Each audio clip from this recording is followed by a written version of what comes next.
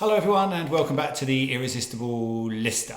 A big part of being the favourite agent in your area is the impression you create for somebody about your company long before you go and meet them in their house. So the content that you have online, that gives people an idea into what you're like as an agent. And a big part of that obviously is your blog.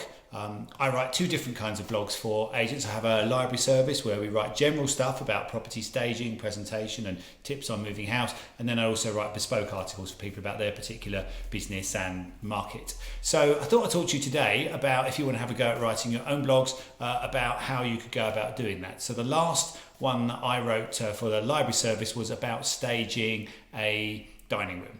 So the first thing to do is to give yourself time to write something like this. So Google likes about 1,000 words for a blog to start getting you noticed. So if you're going to be writing 1,000 words, I'd say you need to set aside a good couple of hours to get that down, somewhere nice and quiet where you're not going to be bothered. So I use a notepad and I use a pen to sketch out my ideas. I find a blank screen a little bit confronting, actually trying to get stuff down. So I use a notepad and a pen to sketch out ideas. Once I've got a clear idea of what it's going to be, I tend to dictate that into my phone and then I edit on my computer, which also cuts down on keyboard and screen time. So last one we wrote was a dining room and we had, I think, 7 sections. So we had dressing the table, the furniture in the room, lighting, measuring the room to make sure the table's not too big or too small, pictures, the flooring and window dressing. So you can cut all of those up, take each one out and then make a small social media post out of all of those.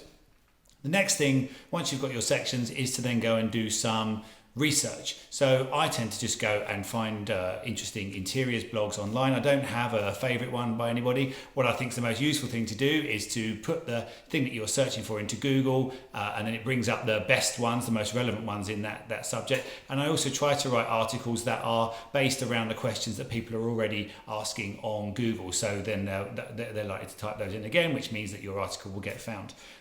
So then it comes to writing it, which is the last thing really. My suggestion is that you write to a broad audience. So if you're writing about a dining table and you have an area that's got a mix of property in it, 1930s, Victorian, maybe some modern stuff, then try to cover all of those things. Or what you could do, which gives you more topics, is you could write a series of articles. If we're talking about dining rooms, so you could do a modern dining room, a Victorian dining room, a 30s dining room, maybe a farmhouse or a loft somewhere. So those are my tips on writing a blog. If you want to have a go at that, then I wish you the best of luck. And if you want some help on that, then you can check out the link on my website to my library service, and the link for that is in the text for this post. That's it for now. Just to say, remember that everything's easier when you're the favourite.